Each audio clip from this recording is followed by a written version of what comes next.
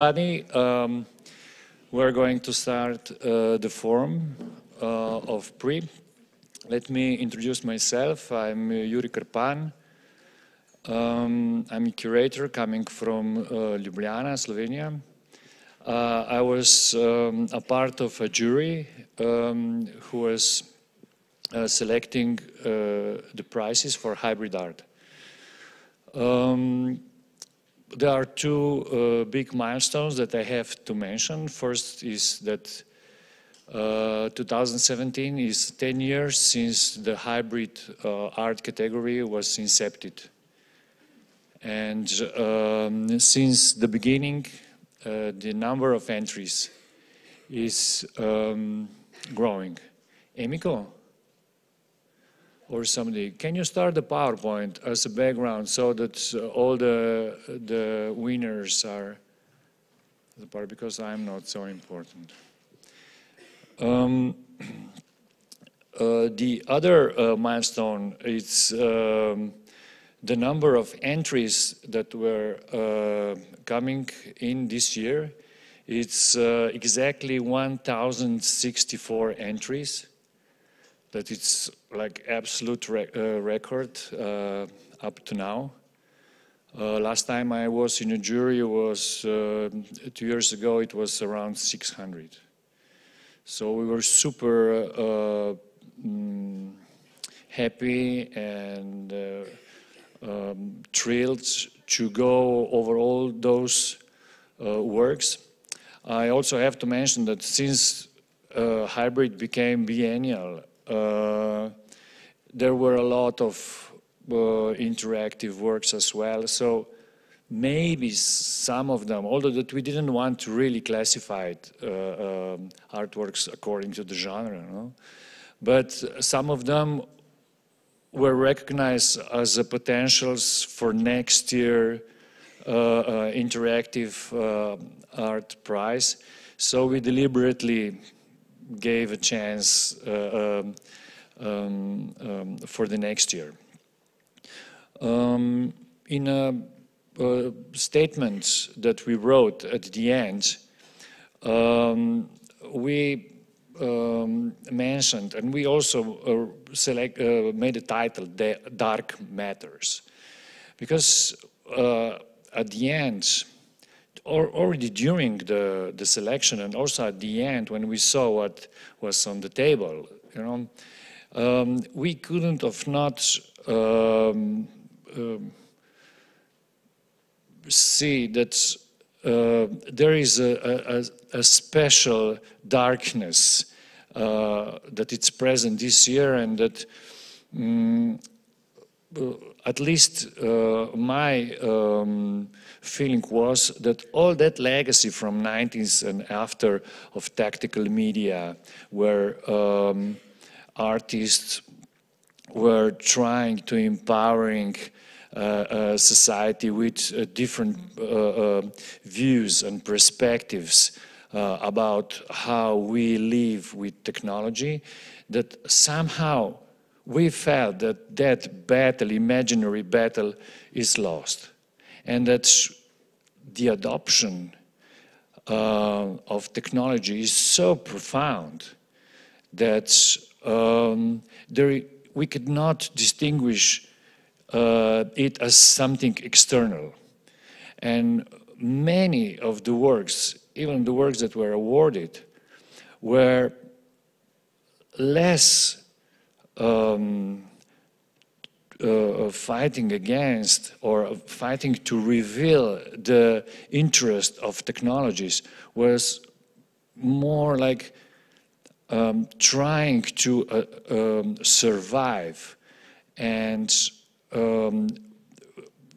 there were a lot of resilience found in their work. Like if we would be already cyborgs ourselves, hybrids of any kinds, and we are trying to survive tactically in this new realm.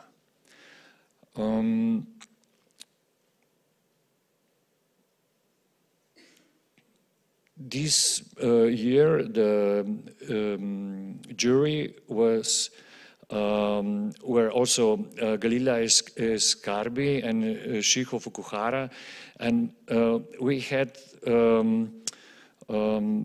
opportunities to be much better equipped with different cultural sensitiveness. So sometimes we were surprised by the side of the other.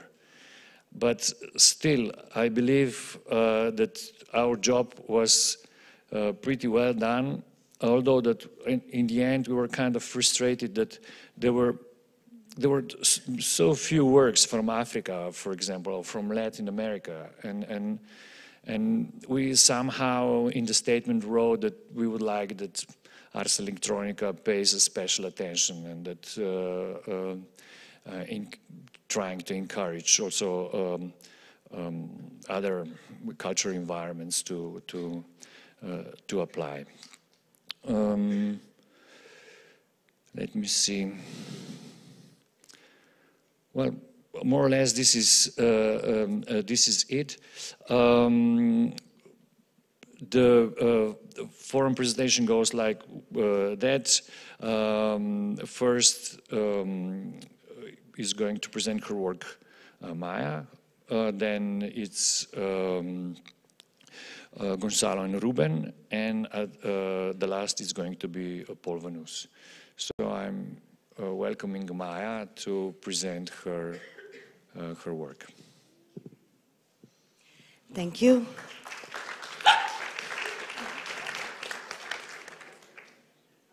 Thank you for coming.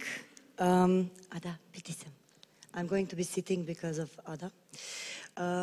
So thank you for coming. I would like to thank this year's jury of hybrid art category for recognizing the potential in my work. I would also like to thank Kapelica Gallery for and especially Kersnikova Institute for their amazing support. The whole team has been really very, very cool. So now I'm going to read about K9 topology story. K9 topology stands for a transcendence of the dichotomy human-dog into its hybrid shape. The work uses the co-evolution between a human and a dog as a matrix to ask the following question: what defines humans as a superior species in the ecologically ruined, overpopulated, and economically compromised world? The project's umbrella title is written as a code officially used for professional police dogs. K and 9 are homophones. Pronounced together, the letter and the number form the two syllables of the word K9. Topology derives from the Greek topos, place, and logos, study, and has been developed as a field of study in geometry and set theory. Suggesting concepts such as space, dimension, and transformation, K9 topology dwells in my personal emotional memory space, continues into a social dimension, and eventually transforms into a broader conceptual frame that forms a landscape to reflect on the future of humankind. The central visual reference in the presentation of the project at the current exhibition is a dog stacker. This is a training tool designed for dog breeders or handlers as an aid for correctly stacking their show prospect puppies and young adult dogs. The project series, which consisted of 4 stages and took place between 2014 and 2017, is thereby shown formally supported by the ultimate tool for a dog show competition. The dog stacker installation juxtaposes the atmosphere of the 4 projects with elements of my personal mythology and further intertwines them with fragments of biotechnological facts and tools. The hybrid cell is one of them, shown as a radical possibility of the canine and the human worlds colliding. Now I'm going to present the stages of the installation, which linearly depict the genesis of canine topology. The installation begins with the first project, Ektsekanis, displaying a small part of the project's high-performance liquid chromatography separation machine. This machine is used in analytical chemistry to separate, identify, and quantify components in a specific mixture. It is run by pumps, which pass a pressurized liquid solvent containing the sample mixture through a column. In our case, there were 2 columns, filled with stationary gel separation media and platelets-rich plasma fractions. These contain some serotonin and have been isolated out of blood samples from me and from my dog companion, a Scottish border collie called Byron. After collecting serotonin fractions, we transformed these into the odor of Ektsekanis. We did so by mixing the fractions with indole, the derivative of which, amino acid tryptophan, is a precursor of the neurotransmitter serotonin in the serotonin metabolic pathway. Synthetically composed indole is used as an aromatic component in perfume industry. The next part in a stacker is a smaller version of the immersed living environment of the Ektsekanis installation, a spherical cave that suggests a paraphrase of living in caves at the beginning of the wolf-human relationship. The installation environment is covered in recycled wolf fur, where visitors are able to dwell. They can smell the odor released by the sensor-equipped respirator. Thereby, the visitors smell the combined serotonin of me and Byron and experience an initiation into the essence of the relationship between a human and a canine.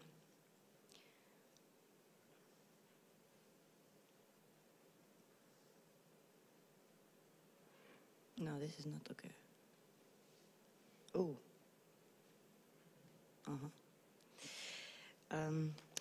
The focus on serotonin is based on research into the parallel evolution between wolves, humans, and dogs. Several genes in dogs and humans have been evolving in parallel as adaptation to similar environments.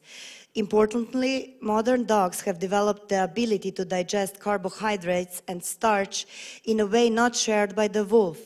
Domestic dogs have multiple copies of the gene for the enzyme amylase, which helps them digest starch and carbohydrates. Early humans also developed this ability as they became more reliant on cereal crops for food, especially during the agricultural revolution. This is regarded as a crucial step in the early evolution and domestication of dogs. Since that time, humans have developed a lack in smell perception. This decreased with the development of culture that selected for behavioral skills in verbal, sound, and visual communication. At the same time, smell remained central in the dog's perception of the world. There is a gene that has consequently mutated in humans and is the one that codes for the serotonin transporter called SLC6A4.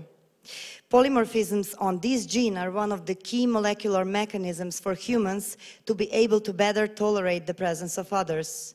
The mutation is therefore one of the parameters that contributed to the beginning of human culture. Since the split between wolves and dogs occurred more than 30,000 years ago, it appears that humans and dogs have been taming each other for thousands of years.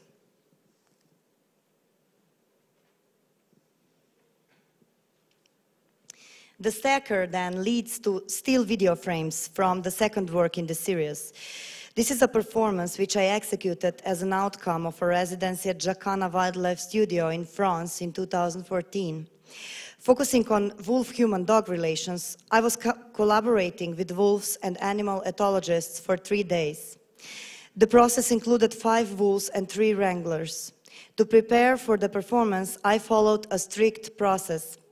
I was first introduced to the wolves in a cage by only walking through their territory without looking at them or interacting with them in any way. Being relaxed was crucial.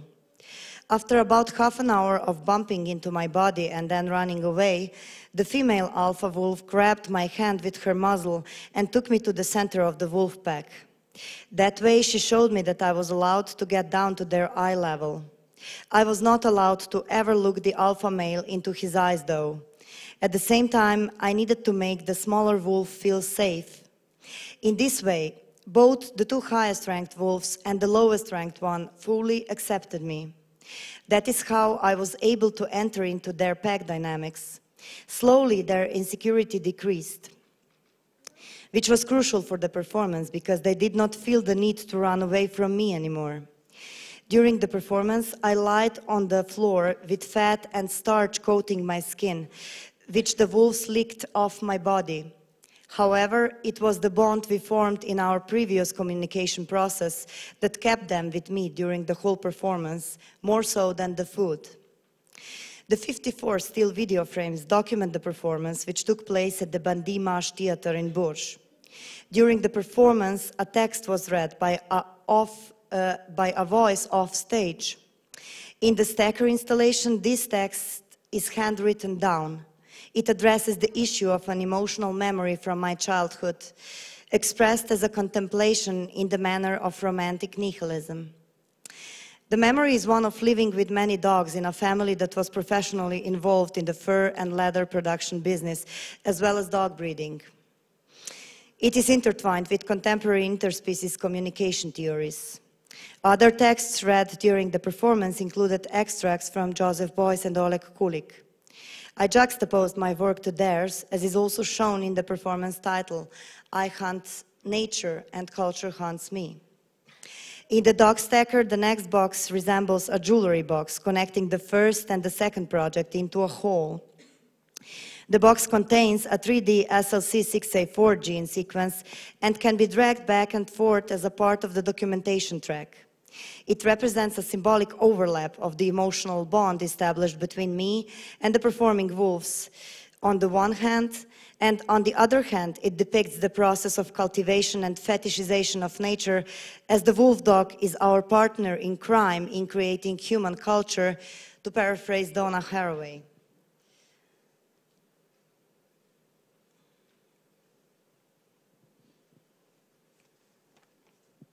The installation then leads us to the next jewelry box.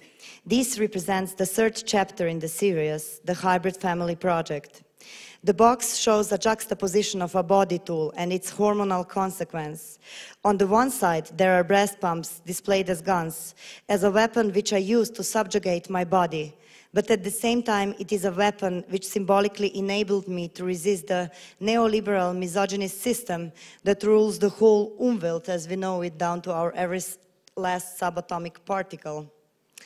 There is a 3D printed molecule of oxytocin shown next to the breast pumps as a symbol of resistance to the cynicism of our time. The project Hybrid Family took place in Berlin. The performance followed a process of preparation in 112 days of seclusion. This started mid-October 2015 and lasted until the beginning of February 2016. The process included psychoendocrinological training, a diet of iron-rich food and hydration by galactagogue liquids that promote lactation. Alongside, I prepared physiologically by using mechanical breast pumping 8 times per day every 3 hours for 20 minutes. The breast pumping act carried the impulses to neuroendocrine cells of my hypothalamus through the nerve receptors in my breasts.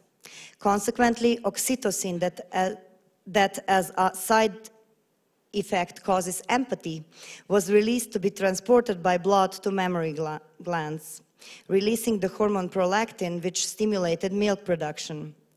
Thereby, I executed the same strategy as some mothers-to-be who are about to adopt a still nursing baby. Colostrum started to occur after 8 weeks. This is when I adopted a new puppy. During the 8 weeks, I was also decorating the space I was living in to transform it into a home, a humanized lair for myself, Byron, and a new puppy, an Icelandic dog whom I called Ada, which is also here with us. During the process, as a then childless 37 years old, I was again drawn to think within the discourse of Donna Haraway. She poses the question, what is decolonial feminist reproductive freedom in a dangerously troubled multi-species world? The main question in the Hybrid Family has been of how to think about those concepts through a molecular perspective. By delving into a Deleuze-Guattari discourse, I saw myself as Bios hunting Zoe in my deeply emotionally physiological transfer with a dog. Therefore, I did not see Zoe in the domestic dog per se. I knew that in the realm of canine topology, Zoe would only fully grow out of the human canine bios merge, embodied in a potential of a new species.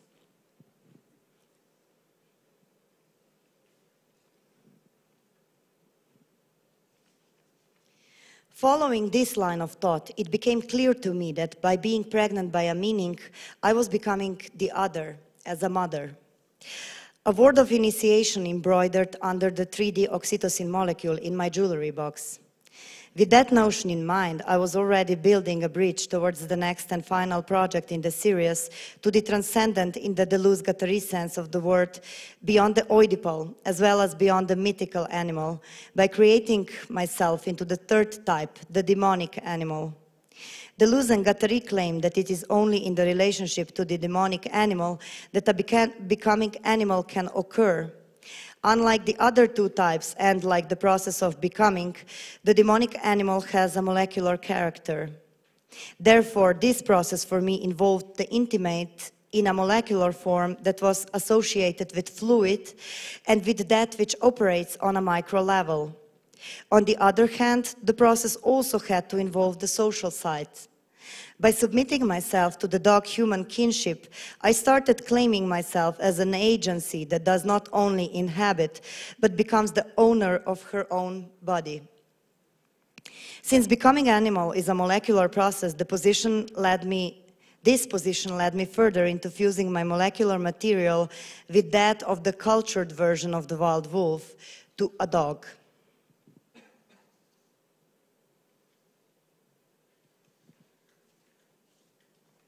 This is how Artemis was born. There are several reasons why I gave the project this title. The most obvious one is connected with the ancient Greek goddess of hunt, wild animals, wilderness, virginity, and of childbirth. Some texts mention that Artemis would always bring 7 of her 13 dogs hunting. Homer refers to her as Artemis of the wildland, mistress of animal. The meaning of the name is connected to the pre-Greek monstrous deity, which was identical with the great mother of nature. ART, art, is also short for assisted reproductive technology that mainly belongs to the field of reproductive endocrinology and infertility, and may also include intracytoplasmic sperm injection and cryopreservation. The concept for the Artemis project clearly grew out of the hybrid family, but it also contains a further observation on our zeitgeist, what we might call the thanatopolitical dimension of contemporary biopolitical practices. These are the challenges that call for new ecologies. In the face of disappearing natural resources and the increasing demand for them, the global migration flows, overpopulation and consequently threats to the environment and biodiversity, all evoked by a globalized capitalist system that seems to pursue its path of destruction until everything is consumed, I try to explore in Artemis the arts of living on a damaged planet, the possibility of life in these capitalist ruins. I am further dwelling on the myth of humanity, which has been based on universal values and our exceptionalism, always excluding some that didn't correspond to the ideal which underlies the apparent. There have always been fine gradations within the category of the human, according to gender, race, class, culture, nation, religion, species, and so on. Therefore, not all of us can say with any degree of certainty that we have always been human or that we are only that. By dwelling on problems of our current social ecology, I'm trying to initiate a debate on what conventional law-based ethical phrases such as compromising human dignity even mean. Ecologically, Artemis connects 3 carnivorous species, human, dog, and wolf, where the last 2 are genetically 99.9% identical. Ever since the beginning of our existence, all three species have been regulating the environment together, although the wolf is now an endangered species and therefore nihilistically absent from the formal dimension of this project. On the other hand, humans and dogs became the largest invasive species on the planet. Therefore, I placed our cell materials in an equal cohabitation relationship as an artistic artifact. In that manner, the dog stacker leads us to the final part, an incubator with a microscope through which a hybrid cell is offered up for observation.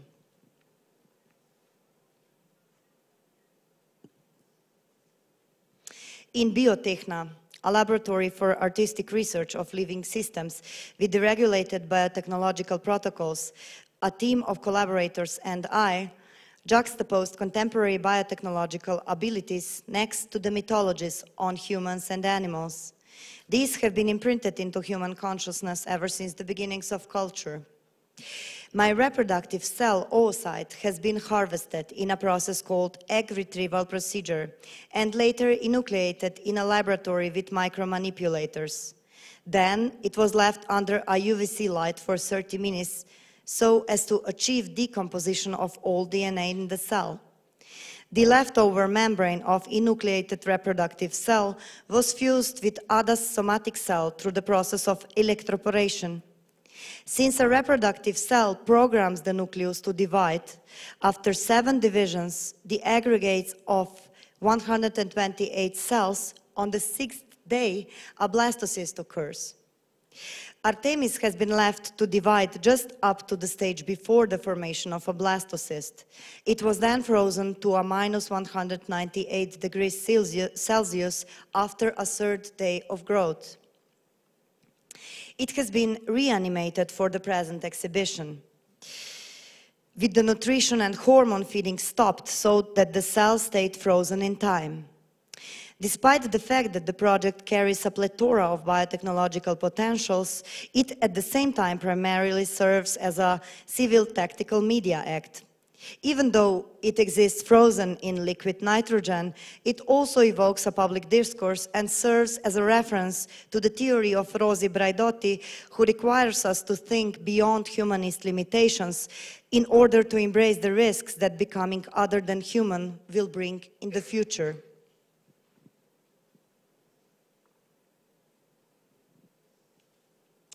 A huge lens, which was first used in the Artemis installation display, has been placed at the end of the stacker. Retrospectively, the lens distorts the perspective of the whole opus. It is synonymous with scientific research, but instead of rendering everything more precise in order to adjust the view with all its dominance and interest, the lens transforms the space into a hallucinatory imagery of a parallel time, where perception of reality becomes a reality.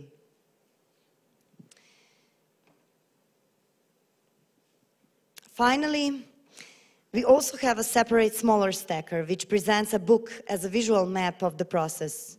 Without any text, the book stands as a non-verbal homage to the optocentric culture human animals have been developing as a consequence of the parallel evolution with dogs. It shows parts of the process that began before my birth, and it composes into a mosaic that immerses the viewer into a story that builds a kind of a futuristic speculative fabulation composed of still pictures. It is as if the form of a memory album could serve as a glimpse into the past, but one that reflects on a memory of the post-human future. Here, the dog-human werewolf exists as a reminiscence of an extinct culture of man. A conclusion suggesting that it is our animality that makes us the most human.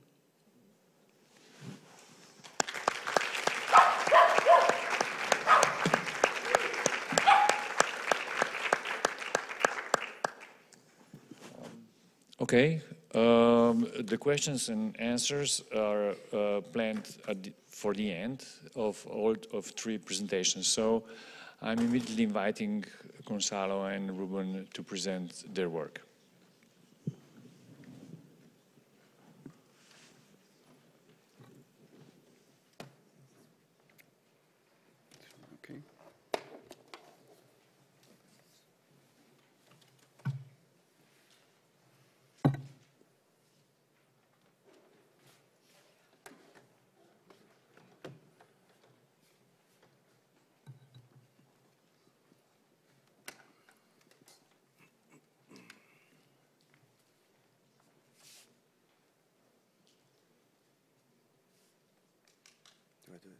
wait for it to go.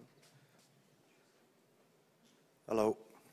All right, so I'm going to do a quick introduction, and then Ruben's going to take it from me. I don't know if you can see. Here we go. Okay.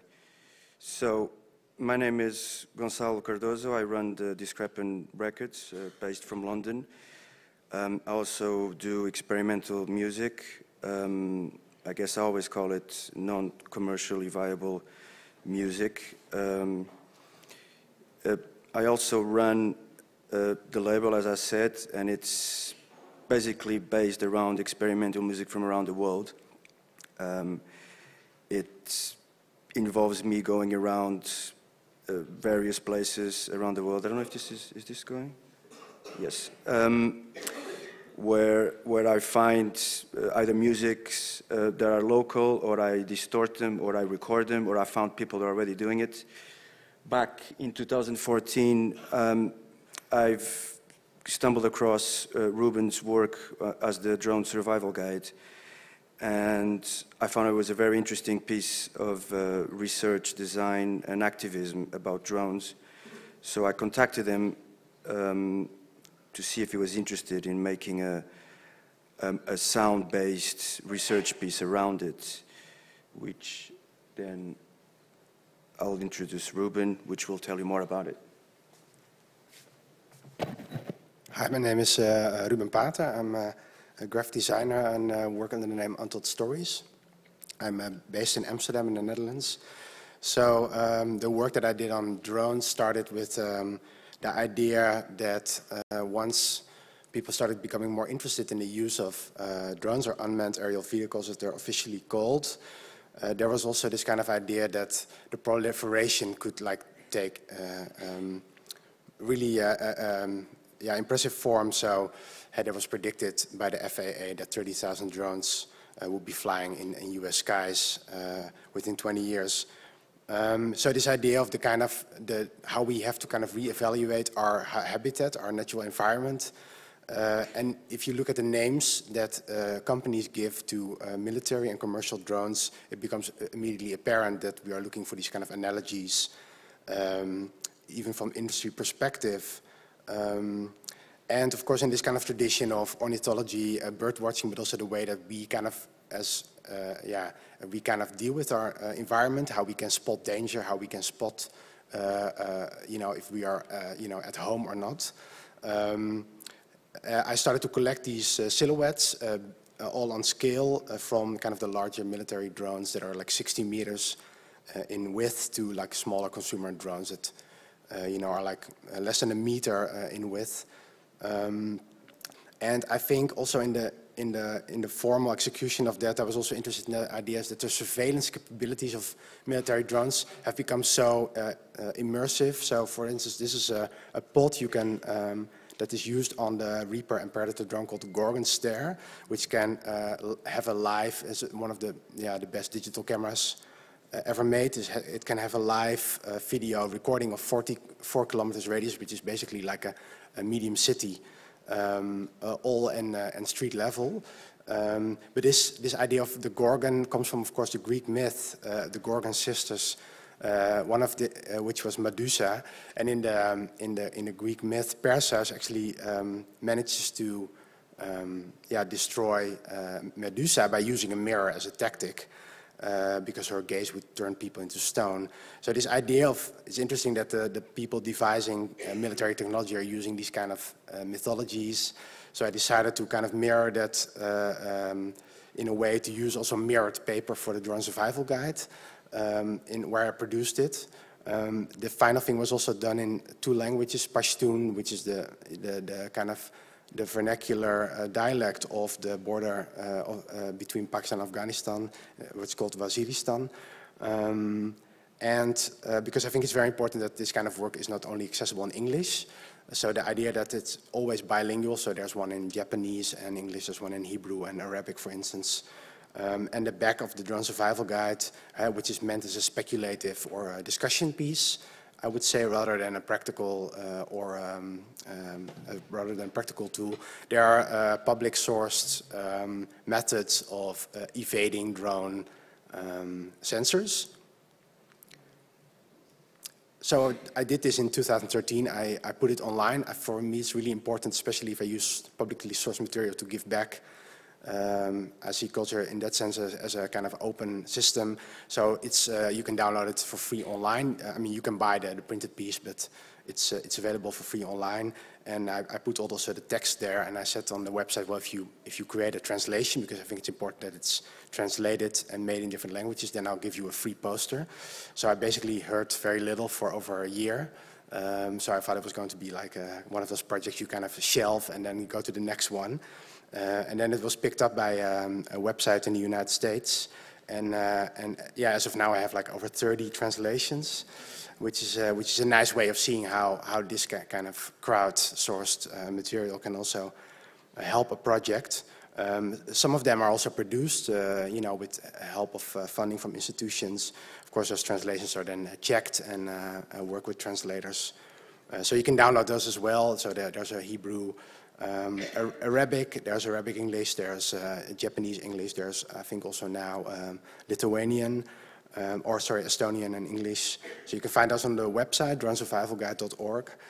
What I also find interesting is this kind of political reality of language. I think it's really important if we you know, do critical works that are about not just, you know, the West or the former West, and we also translate and we also try to reach audiences outside of this language area.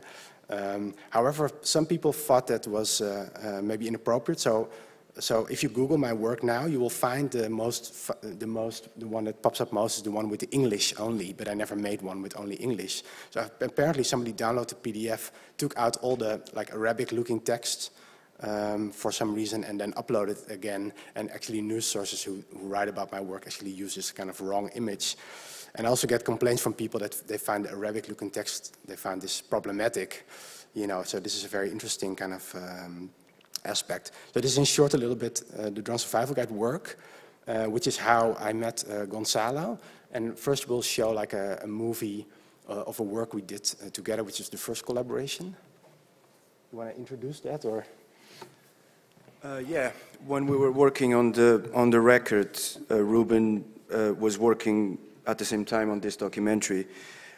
So for me, it was a way of using already the sounds that I was planning to use on the main composition and put them into a visual context and kind of collage them and try them out. So it was a perfect way to start our collaboration.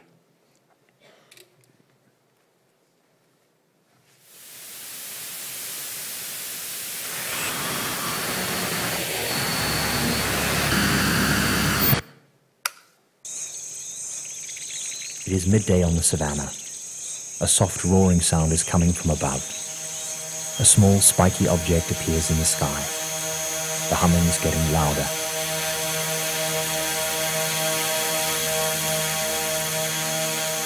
A drone safari at a safe distance.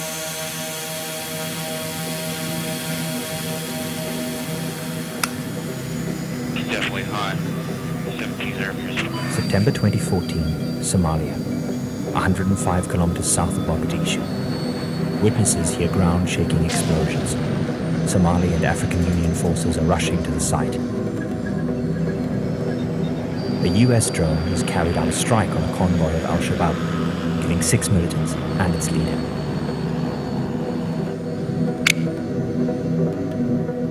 For a continent with large, uncontrolled land masses like Africa, drones offer many opportunities. They can be used to find militant groups hiding out in remote areas, and by wildlife rangers to track down poachers. The UN uses them for peacekeeping, and the US uses them to kill suspected terrorists. Drones are coming to Africa, and their numbers are growing.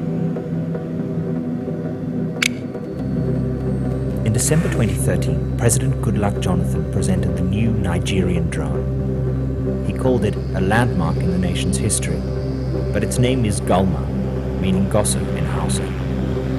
The Nigerian Air Force started to build the Gulma after foreign drones kept breaking down. Today, everywhere in Africa, engineers are working on a new generation of African drones. Algeria, Ethiopia, Libya, South Africa, Tunisia, and Uganda. They all have their own drone program. Most are still small, but as drone technology is becoming cheaper, countries will be able to develop better and more advanced systems.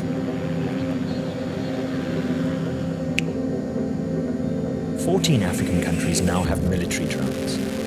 Egypt, Morocco and Angola have the larger models, like the Predator and the Israeli-built Heron. But one country has by far the most drones in Africa, the US. From its 9 drone bases in Africa, its Predator drones can reach almost all corners of the continent. You can find drone bases in Burkina Faso, Djibouti, Ethiopia, Kenya, Mauritania, Niger, the Seychelles, South Sudan, and Uganda. Africa's population will grow from 1.5 billion to 4 billion by the end of the century. The US is closely watching militant groups like Al-Shabaab and fear their influence on a growing young population. Africa's huge cities could burst into massive pockets of violence.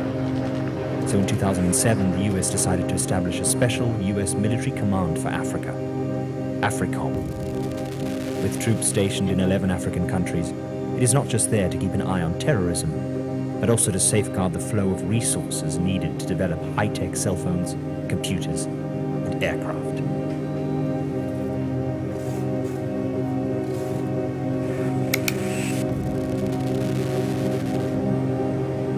The United Nations has been using peacekeeping drones in Africa since 2006. Currently, drones are used in the dense jungle of Congo to monitor the M23 rebels. The UN wants to use drones more and more in risky areas to minimize attacks on convoys. But the peacekeeping forces on the ground will still be needed.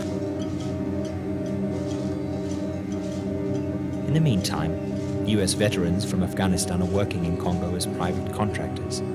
They're using their wartime skills to fix peacekeeping drones.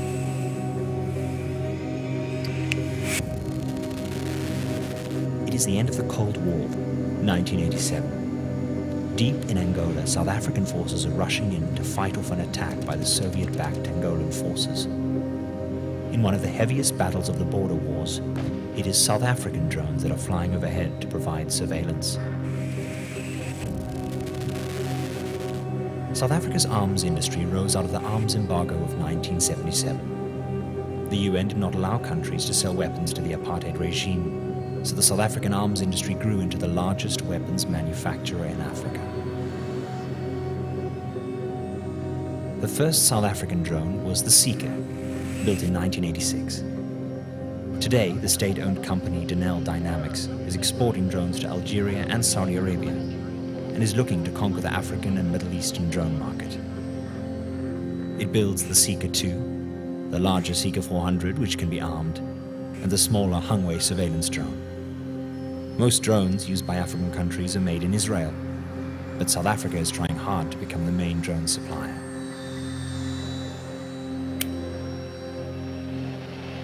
In the world of unmanned warfare, Africa is becoming the next battlefield. Currently, the US controls Africa's skies. It patrols the continent from its 9 drone bases and carries out strikes wherever it sees fit. China has no military presence in Africa yet.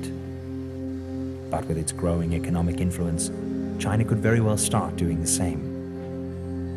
Many African countries are critical and do not want any foreign military on their soil. At the same time, African engineers are working hard to build their own drones. Unlike cell phones that bypass the necessity for an internet infrastructure, military drones in Africa could bypass the necessity to have an army. With just a few armed drones, anyone can strike from above and rule by remote control.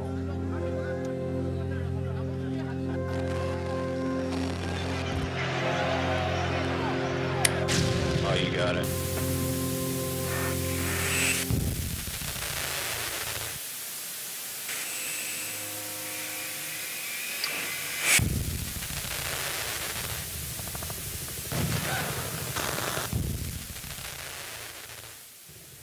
So there was a work made for an exhibition in Cape Town, which goes into the proliferation of Africa, especially American, United States military presence in Africa.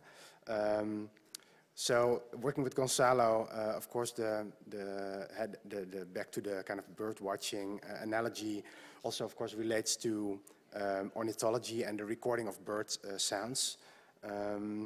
What was interesting when we were looking into this, and I think more people, I think there's like a history there. I think Steve Goodman with Sonic Warfare has also an interesting book that came out in 2009. But when it comes to drones, can we have the slides back on, please?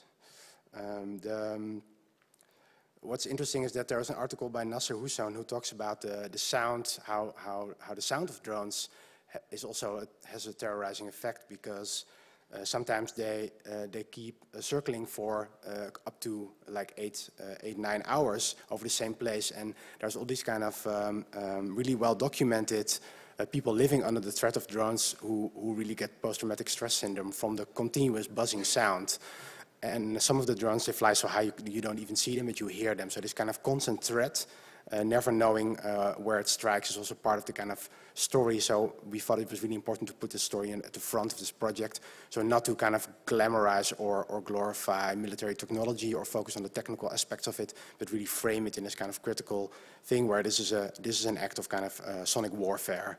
The use of drones. We've heard earlier today somebody talk about the use of sonic booms. The Israeli military does this as well, and this is kind of the next step in that. So sourcing the drone sounds was something we did mostly through social media, actually. I mean, we wanted to record the sounds ourselves, but it turned out to be quite difficult and even impossible, since mostly they are used and brought in areas that are in a state of war or in a state of conflict. But I think it's also interesting because the way we source the material is also a way of like making sense and archiving what people are putting online and how that kind of creates a narrative. So I'll let you listen to 3 of the sounds that are on our record. So this is a small consumer drone.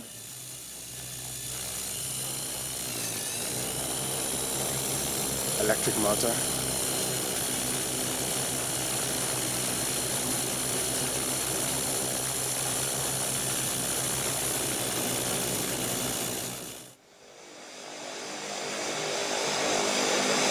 The 4-stroke engine of the Ruben Pater.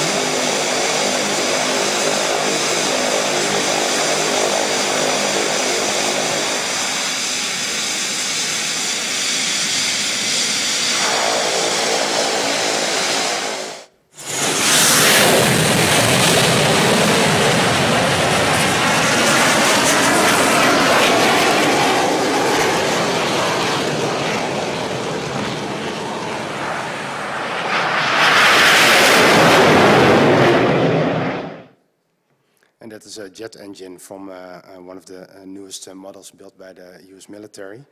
The sounds are collected and pressed on a vinyl record I made together with Gonçalo on Discrepant Records. Of course, this is a project using public sources, so we also put all the sounds back online, which can be downloaded with full credits.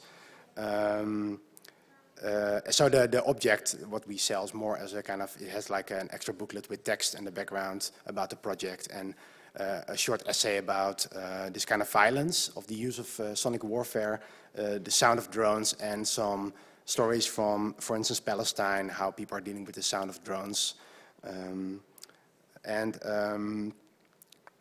Yeah, you can read more about it on our websites. Thank you.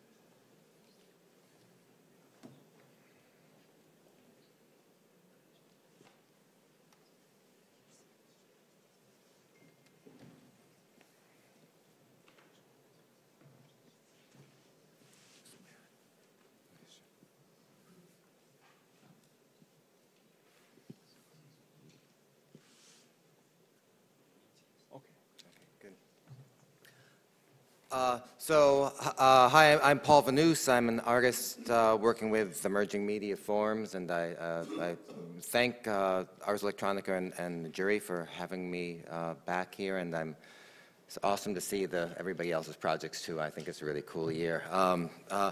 What I wanted to do is really look at the project I have. In talking about the America project, the prize-winning project, I realize it's really the latest in a 15-year series, and I think when I completed it, it made me aware of the fact that what I now see of emerging from those projects is really like a material manifesto of radical sameness. And this is what I thought I would focus on today. In my work, the experiment is an operation in which new facts can be created, or more importantly, my work, existing facts and beliefs may be refuted. The later use I equate with how Bruno Latour has described a counter-laboratory as a necessity if one needs to reopen a black box or destabilize an accepted truth. Key to my outsider investigations has been to understand any scientific image as a cultural image, and then trace the social processes by which facts come to be accepted.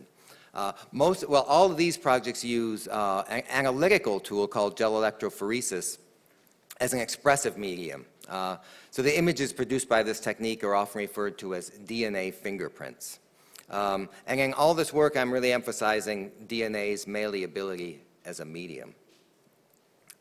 Here's how it works, and it's important, I think, to understand it because it goes through all the works I'm going to show. The process works by basically chopping up DNA into different size pieces, little pieces and big pieces and medium pieces in slide A. In B, you can see that if you squirt these into a small hole in a gelatin and apply voltage across that gelatin, the DNA bands will migrate across the surface of that gelatin.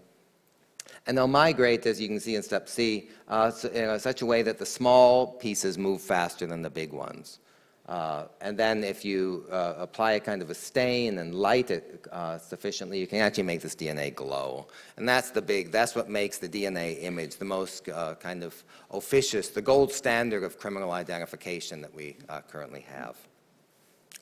The DNA fingerprint has become to be the most authoritative cultural image we have.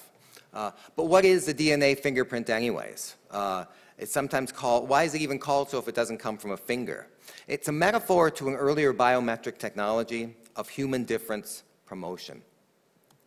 It was first used in colonial India by Sir William Herschel, initially to prevent fraud on contracts and deeds. He later fingerprinted prisoners upon sentencing. And to get a sense of what the kind of scene was in colonial India at the time, in 1871, the Colonial Tribes Act was passed, which mapped onto the existing caste system policies to deepen notions of race, class, criminality, as linked, inherited, and predetermined. The fingerprinting system was also favored by a fellow, Francis Galton, the cousin of Darwin, and the inventor of the man who coined the term eugenics in the 1990s, or 1890s, I'm sorry, as a way of discerning the elusive physical markers of heredity, ethnicity, and race, as well as to establish individual identity. Much like today, fingerprinting was imagined by many to hold the keys to our sort of hidden secrets of human identity, propensity, and background. To Galton's dismay, however, 20 years later became apparent that the fingerprint itself has no inherent meaning, only indexical value. So in the first large-scale DNA-based piece I did, I wanted to take on this idea that technologies that highlight minute differences, often at the expense of greater similarities, and that these differences are always value-laden. As a mixed brown person, I always wound up wondering, hey, why is my skin lighter than my sister's? Why don't I have the kinky hair and all these kind of things? In so doing, I had the same kind of colonial obsession with difference that gets internalized in a post-colonial subject. So in this form of kind of condensed, like, eugenic and genomic identity, I wanted to construct a dramatic experimental system to finally determine who in the family, which skin color, is the most genetically fit. And I did this perversely. I took skin color genes from each family member And what I did was I raced these skin color genes in this massive electrophoresis apparatus. Remember, DNA moves in a gelatin at a rate proportional to its size. I just thought it would be kind of a perverse experiment to show, literally to demonstrate, in this case, how race is a verb, right? How subjects can be actively raced or racialized. We're not born into a race. It's a machinic operation. And this machination is an assembly process that draws on a network of forces and sources, national boundaries, state policies, poetic metaphors, and such. So in the first work with the relative velocity inscription device, I built this system by which you could capture the relative speed of skin color genes as they move through a gel to thereby determine once and for all who is the most genetically fit, right? Which skin color genes can move the fastest.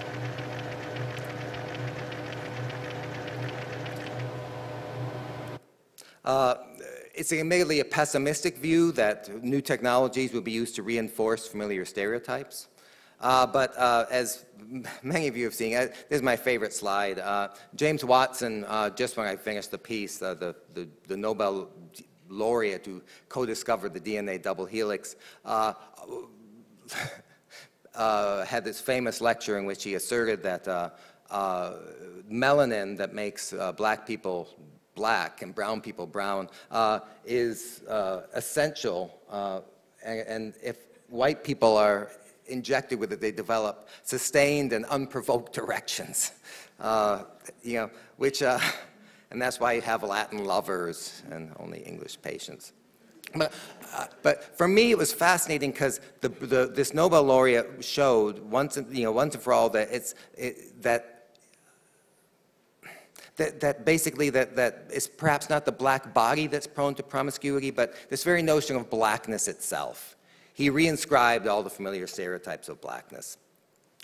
And so looking then, jumping forward even more so, I started, this process started looking at all these kind of technologies of difference. Like this fact that technologies of difference were based on the idea of like invoking in the mind of the jury that one individual is identified to the exclusion of all others. Just 2 days ago in the New York Times, Eric Rosenboom, an assistant district attorney and head of the DNA prosecutions unit in Queens, described their new technology, which has just been thrown out, as extremely powerful because it's devastating in court, not because it had some inherent scientific value. In a subsequent project, Latent Figure Protocol, I wanted to further undermine the DNA fingerprint as a metaphor, as somehow essential. All DNA images are just constructed in labs, and they're not directly imprinted from the body. I wanted to demonstrate that there are so many possible fingerprints that one can make if you know the organism's DNA sequence and had a list of how every known technique would cut their DNA. You could essentially make whatever image you like. And so this computer program that I developed for the Latent Figure Protocol in 2007 could basically make a list of how every known enzyme could cut DNA, and then subsequently it could give me a recipe for any kind of a picture I wanted to make using DNA fingerprinting processes. And the idea of all this is to do molecular biology in reverse. Since typically the DNA image is meant to be like natural, it's meant to expose identity, I wanted to use the DNA image to actively construct the DNA image, to actively construct the identity of DNA, right? In reverse. Like usually it's used kind of as a slice of nature, and I wanted to show how it was really a slice of culture. And I would always produce the images live, and I would always, when the images were fixed, I always included the recipes on them because I felt like a proper scientific claim, they ought to be refutable. You ought to be able to basically make these images in your lab, and if I'm wrong, you ought to be able to prove it. So everything that's required to make that image, the enzyme lists are right below each one. This took me further into a project. This is called the Suspect Inversion Center, which was basically me in public recreating the DNA evidence for the famous O.J. Simpson trial, but using my own DNA only, to represent all the players. So the crux of it was that while DNA fingerprinting is a technology of differentiation, I believe the best critique was to highlight humankind's deep sameness. After all, my DNA was representing all subjects, all suspects, and all victims in this image. So you can see here what I did in this piece was the original O.J. Simpson DNA fingerprint evidence is on the left, and my recreation is on the right. And I managed to produce all the most salient bands of O.J. Simpson's image and most of the others. And then I found it was interesting because when I looked at the transcripts of juries looking at DNA evidence,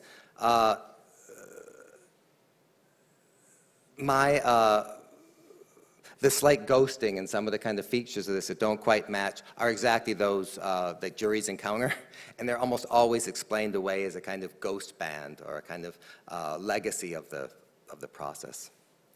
And I jokingly like to say that the three stripes of the O.J. Simpson had to be cultural because I'd been seeing them since the 1970s. So this brings us really to the America Project. So DNA in the public imagination is synonymous with identity and identification. DNA fingerprinting, DNA profiling, DNA typing, they're among the technical terms of procedures that fix a person to a forensic sample or to a genetic community. These techniques invoke bold proclamations like DNA is a truth machine and a gold standard for criminal identification. But these identity-fixing technologies provoke a reasonable concern over personal privacy. National databases such as the U.S. CODIS project that contains over 15 million U.S. citizens' DNA profiles epitomizes the growing threat to privacy. And use of DNA profiles to infer group proclivities, sort of the Gattaca scenario, is even more ominous. So it's no wonder that when we give blood or tissue samples, many increasingly feel a sort of separation anxiety about their end use.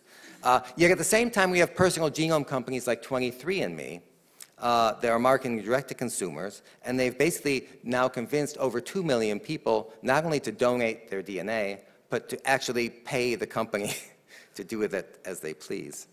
So the icon of the America Project here, is this spittoon with a centrifuge underneath. It's meant to be, on the one hand, ominous because it's about 2 meters tall, and on the other hand, to kind of invoke a certain kind of utopian notion of anonymity. All DNA that is given to this America Project is promiscuously commingled. Visitors to the installation are given 10 milliliter cups of saline, which they then swish in their mouth and spit into the giant spittoon. All the spit is mixed together and then condensed in a giant centrifuge and then processed, being careful to only image the sites of the greatest sameness, making any individuation doubly impossible. I mean, of course, spit has these abject and base associations. To spit is to be low, to be disgusted, to insult, to be crass. But in a more utopian light, my friend Andreas Tapia Urzua suggested that when we spit at the Sex Pistols on stage, when we kiss or when we make love, sharing spit is an act of closeness. Our whole civilization is built on the process of sharing spit, you know, sharing DNA, tasting DNA. So I was kind of trying to get at this idea of like the melting pot, you know, this kind of, is this maybe an apt metaphor? We all spit in the same pot? Or is it an apt metaphor for the election process? So I premiered this just before the US election, and it ran through the election. The idea was that the meaning of the images produced would change as the election came to be.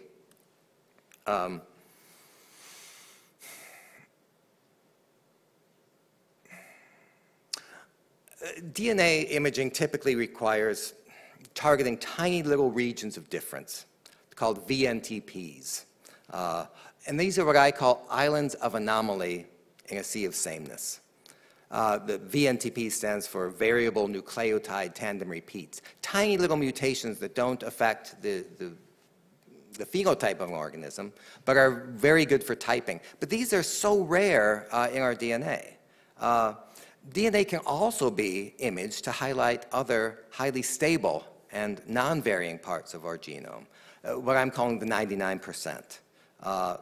So what my method and my story emphasizes is this radical sameness at the genetic level. We're 99.9% similar, but our very DNA imaging methods have led to the kind of reification of difference. So this is the broader, I think, thing that I'm trying to do in this work. To show you how this works and how this process works, you can see the picture of the US flag. What we basically have to do is to make like a picture of that, we need to know the distance that DNA fragments will travel, and it's going to vary based on their molecular size, how big they are, how many base pairs. So once I've kind of decided what sizes I need to make a picture of the flag, which you can see, I can just look at that graph, and there's that kind of hyperbolic curve that shows the sizes required. Once I've done that, I can find, this is similar to the software that I built 10 years ago, but it's just a shitload better. This is called Genius. It's kind of expensive software. But what I've done here is I've built these pairs of primers. So if you look at the top, 1146F and 1631R, those are, for instance, just locations on a human chromosome. And if I create those primers, you can see they're just base pair sequences. I hope I can show with my mouse. These are what they actually look like, built of just DNA. I can actually synthesize these bits. I can then put them into a mixture with DNA, and when I put it in there, I can amplify those tiny little regions in between the primers, and that's what's going to give me my bands. I hope that makes a little bit of sense. The amplification is done in a thing called a DNA thermocycler.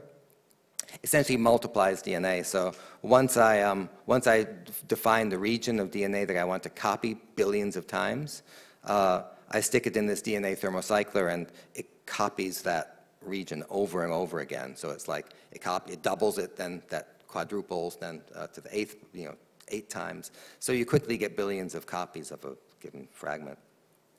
So the America Project images then are produced from highly stable regions of DNA that vary little between individuals. It underscores the ambivalent possibilities of our own biopower.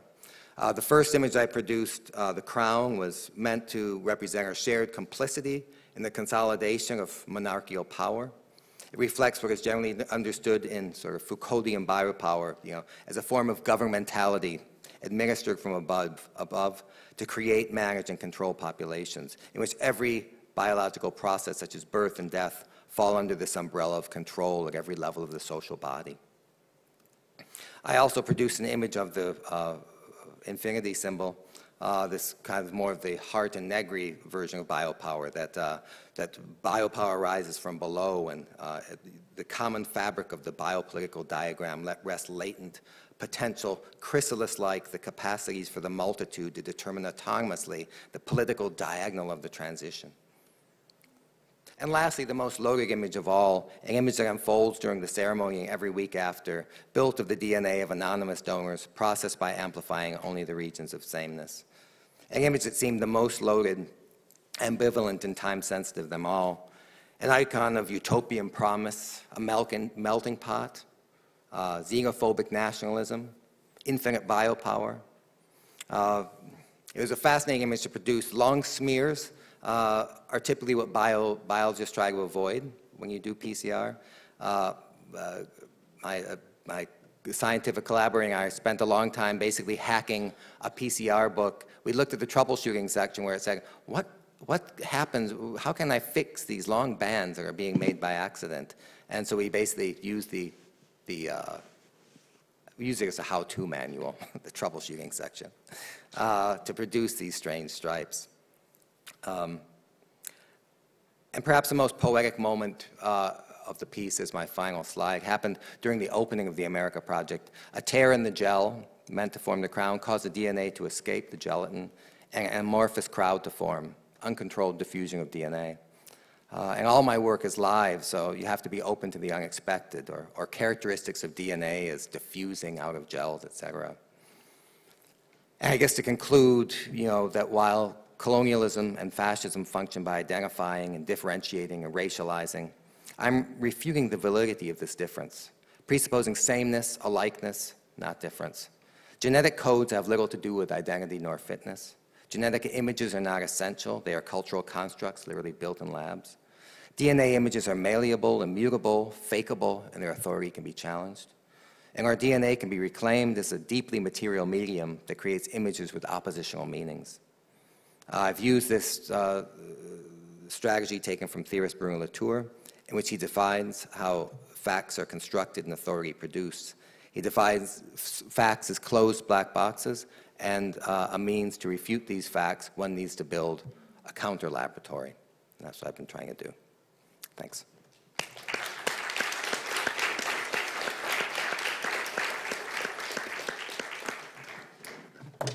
Now we still have 15 minutes for questions and answers. Maybe for a warm-up, I would ask Maja and all of you first questions, so maybe you prepare your questions meanwhile. Maja, your work is in a big extent made in a laboratory with the help of scientists. No? However, the scientists were not mentioned in neither in recognizing the project, neither in your talk. No? And I found this like symptomatically. No? Can you tell us why scientists are not exposing themselves? Well, I actually am not very sure where this is coming from, because, I mean, I am always in the credits, all the scientists and all the institutions are absolutely always there. I make sure of that. And therefore, since I think that on a panel like this, it is much more important to stress the hybridity of the whole project. That is why I absolutely don't think that it would be, since I have only that time as I have. No, I didn't think that you didn't credit them, but as far as I know, some of them, they didn't want to be mentioned. Oh, well, yeah. Well, they didn't want to be mentioned because what we did is has been taught by a certain majority of people that is illegal. And what we did, since we have actually done the whole process within all the regulations which are, well, in some cases loosely being written within the bioethical convention of the European Commission, but still we have actually done everything within that frame. However, obviously, science that is not even actually, because what we did is not even that contemporary in technology itself. It's very 90s. It's Dolly from the 90s, actually, if I would be totally blunt. But still, obviously, as I already said, this whatever goes towards the mythologies of some kind of a hybridization in the broader public still would evoke deep fears. So that is why some of the scientists didn't want to be mentioned specifically under a specific section. Some of the others I didn't mention on purpose to protect them. Yeah. It's a total drama. Okay. Gonçalo, Ruben, I'm wondering how far you went with your project in testing it. You know, it's a very symbolical proposal, the print and the sound and so. However, it's a manual. It's a cookbook. No? You showed us the translation effect, no? But how it's the application, how far it went? Well, there's a few aspects of it, I guess, because there's the research side of it, there's the art object as it is, and there's an installation which we didn't show now, and there's the live performance, which I think we're doing tonight. So in that sense, I mean, your question was how far deep we go into the harshness of those sounds. I guess in a live performance you get to experience not in the same, you know, in a more comfortable way. But in terms of research, I don't know if you want to add more. Yeah, I think it's also, I think because the Drone Survival Guide is not really the project that we are, it's related to the record. It's the project why we are here, I think, which also was awarded.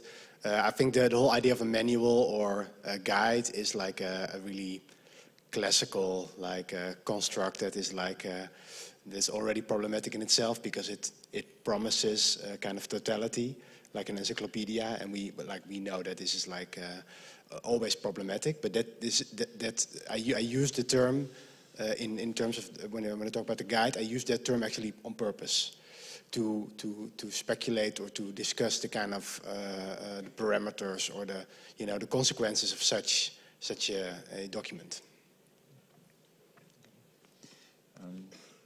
Paul, you're trying to demystify the DNA fingerprint as a golden standard since how many years? Like 15. 15. I need only 5 minutes to understand, you know, that it shouldn't be used as a golden standard. Yeah. No? But it still is. How for? Yeah. I mean, I think what I'm trying to do here is to try to create a whole, in a sense, I realize a new way of seeing. And I think that's what's taken a while to do, is to literally, it's like reading Latour. When we read something like Science in Action, we begin saying, okay, we understand what's going on. And we get to the end and we realize, in fact, what he's done is he's showing us that things that we could say were nature before, we realize, this is what it means to be a construct. This is what it means to be a social construct. But to walk through that I think it takes some time. And so I'm trying to do just this. I mean, I think I'm trying to do something quite radical, but to take people slowly through the process. So it can be kind of radical without seeming, in a way, with a very slow confrontation, or maybe no confrontation. Maybe we move through this information in a way that we're actually convinced. So I think I'm trying to not just preach to the converted in some of these things, but to actually literally try to think of how does one convince in a visual way, in an experiential way, in a material way, that when we see these things, we literally understand in a whole new way. Does it happen that somebody from the authorities came and discussed the item with you? Sure. I mean, this was in a way when the project turned from the first piece, which is more about racial classification and such, it became in 2004 when the studio, Buffalo was raided by FBI agents. Steve Kurtz was taken into custody. I was next stop. It really originally began as kind of a jiu-jitsu exercise to kind of say, let's investigate the investigators. And then it just became much broader. And I realized that the investigation of the investigators was about a whole kind of cultural way that we've differentiated that wasn't just about this FBI, but it went back 150 years. It was I guess, how would you say, it was part and parcel of the modern imperative. And even as we kind of think in the postmodern moment, the meaning of difference and difference, I still thought something was missing. So there's still some kind of sense that we were essentializing. And so there. Thank you. Question?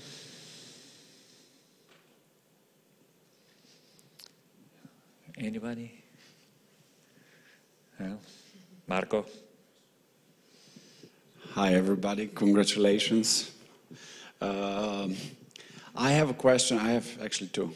Quick, I'm just curious. So one is for Paul, and it is recently, in the past few years, there have also been a few cases of exoneration through DNA evidencing, right? People who were in prison for 25 years, 30 years were actually found not to be guilty, and they knew they were not guilty, and the DNA evidence was used in those cases. So I wonder, what's your take on that? And the other question that I have is for our drone experts. What is the relationship between the document that was published, that was found in Africa, the 22 drone avoidance suggestions that was found in the Al-Qaeda for lack of a better designation, then in Mali, if I'm not mistaken, and your project? So I'm just curious about that. Okay, I'll briefly answer the first one. It's working. It's working? Okay. The work of like Barry Scheck and Peter Neufeld, the Innocence Project in the US, is this remarkable thing where basically where now over 100 people have been exonerated from false claims of who are in prison. And they're amazing. This is about 1% of DNA's use. The other 99% is usually used by prosecutions, often to frighten people into testifying or to declaring their guilt when they, in some cases, even are not. But I think rather than just say defense is good and prosecutions are bad, I think there's also a philosophical thing which is different.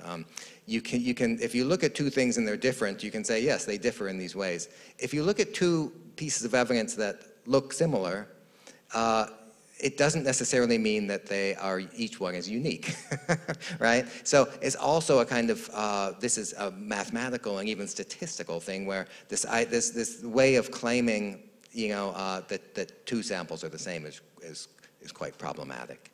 And it tends to be done with a lot of very strange cooked statistics.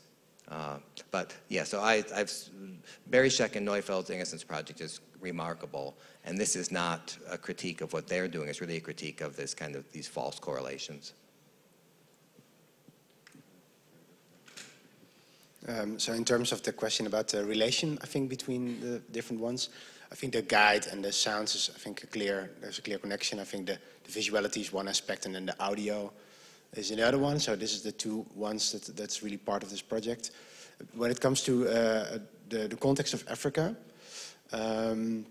so I was invited to do something in Cape Town, and for me it's very important to look at the kind of the local aspects of this. So if I'm asked to go to Japan, or if I'm asked to come to Germany with my project, I show it in German and in English, or I show it in two languages, and I also make a new version where I look at the local drone type. So I did one for South Africa where I looked at the drones used in Africa, because there are different types.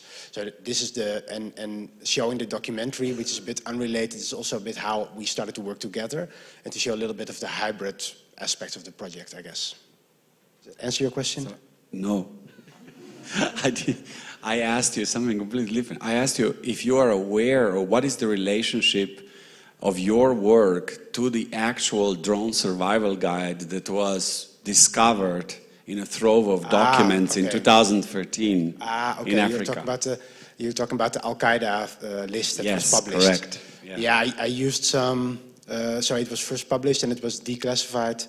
I think it was put on different news websites. So I used that as one of the sources for the things in the Drone Survival Guide. But it was not called Drone Survival Guide, I think. No, it's just 22 points how to avoid. But it was, and some of them were like ludicrously, like they were like really strange. Yeah, it was almost like, but yeah, so I used another source that was earlier from.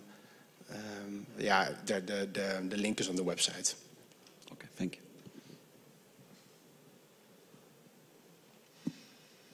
Another question? There is one.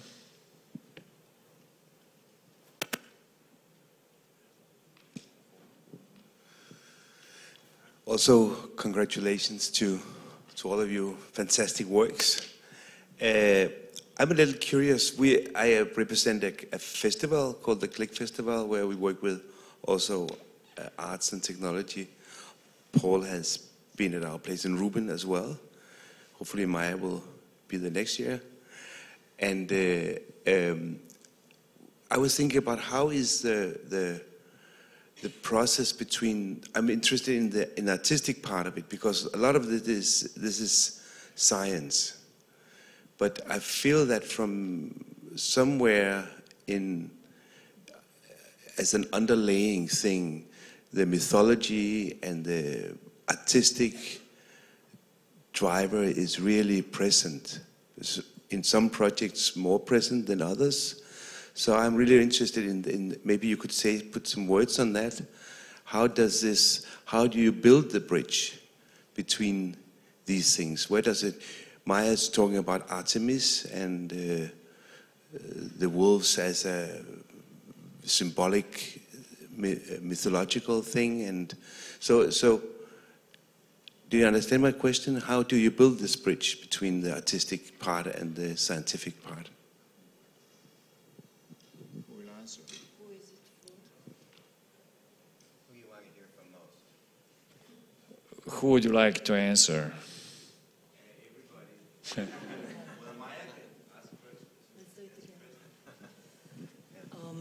Well, I understand the question, but I don't know how to answer that actually, because it's not, definitely not a formula,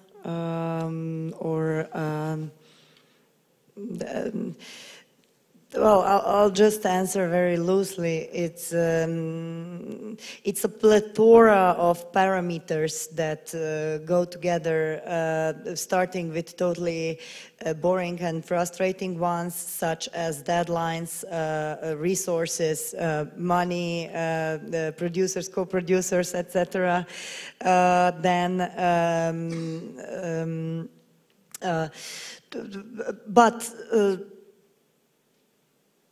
At one moment, of course, there is the pure joy of just interconnecting the contents, and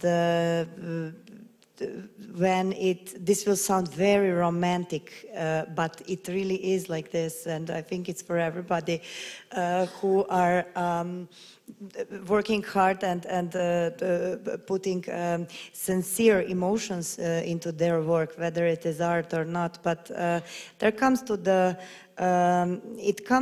point where you just feel connected with this universal line of thought. And I think that this is where it just becomes really logical that, of course, then to intertwine your contents, artistic contents, also with mythologies, which are archetypes. Yeah, so it's just, I think it's something about that, right?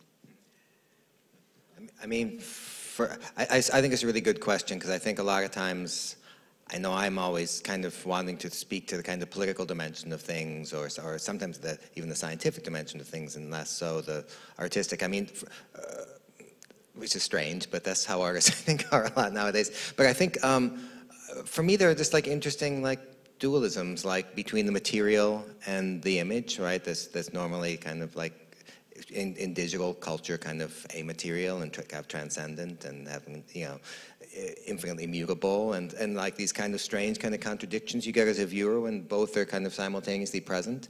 I think, you know, this idea that you're also witnessing something that is incredibly ephemeral, and kind of what is this kind of relationship to time you have in these kind of things.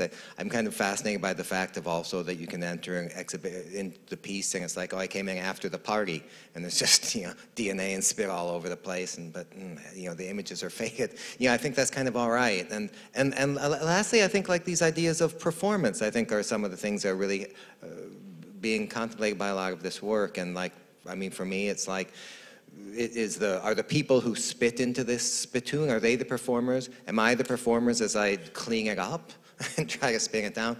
Or is the DNA performing as a kind of unwilling performer as it moves through the gelatins? Are, you know, like these and what is the time of these performances? Are they something that you have to be at, or do they really, do they have a beginning or an ending? So I think these are some of the big kind of like art questions that this kind of work brings up. Well, I don't know. I don't really think our project crosses into the scientific realm as much as you two, so I don't think I have much to add to that, unless you have. Yeah. Okay, well, short, very short, because we ran out of time and the others are waiting in front of the door. Please. Very short, quick answer. We can hear you. So actually my question is not really short, but well, thank you very much for so much of inspirations that we got. My question would be for Maja Smrekar, because you mentioned Greek mythology as your main source of inspiration, but it made me think whether you were considering some other cultural practices, for example, you know, for lack of better words, we call those practices shamanism or animism. So my question would be if you considered this field as an inspiration, because very often in those cultural practices, the boundaries between human and animal are, you know, drawn in a different way. So that would be the, you know, the question. Thank you. Yes, absolutely. I mean, it's not that in my works Greek mythologies would be the only source of inspiration. I'm actually very much critical towards the Greek Cartesian, the anthropocentric and totally segregational line of thought, which is still actually being dominant. But on the other hand, it's like this, that and definitely, yeah, I'm very much interested and also have been considering the different kind of shamanistic, intuitive, to be blunt, yeah, more intuitive approaches towards the notions of this kind of what in the West we call hybridity. I just wanted to be, in this case of this project, until now, because I think it still has a lot of further potentials for me. But until now, I just wanted to first dwell into the mythology from which I, in my culture, Western, Balkan culture, am actually coming from. But definitely in the, there is more to come, which is not so, misogynistic and rational based in the future. Sorry, I thought it's not for you, it was just for me. Okay, I will discourage you to question more. We ran out of time. Thank you very much. I invite you to give a warm applause to all the winners.